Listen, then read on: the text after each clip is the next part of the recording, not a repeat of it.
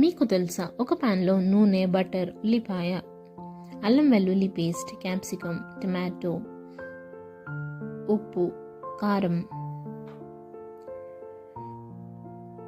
ఉడికించి చల్లార్చిన బంగాళదుంప వేసి బాగా ఫ్రై చేసుకుని